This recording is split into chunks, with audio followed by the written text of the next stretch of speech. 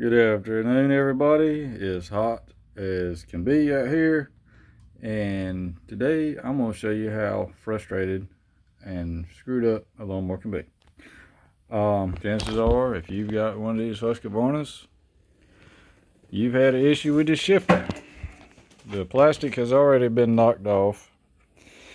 This has one screw in it and nothing right down here, and it just kind of pops loose, and after you hit something, dents up your fender, knocks this loose, and it just gets flops all around when you're cutting grass and makes you say a few ugly words. Well, I'm gonna fix mine today.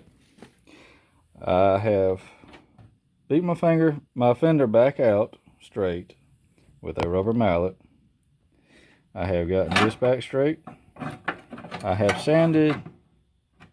ground the paint off the edges. And we get this back in here. Hold on just a second. I have got it back. I've got my fender pretty much lined up with this.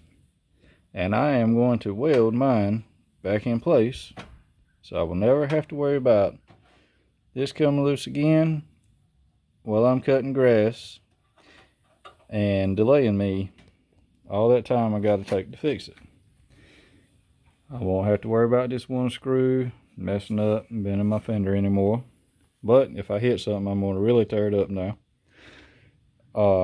If you are going to do this and you're going to be welding, unhook your battery cables from your battery.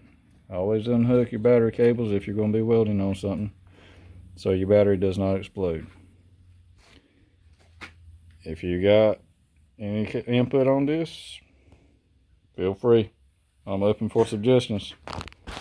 Thank you for watching.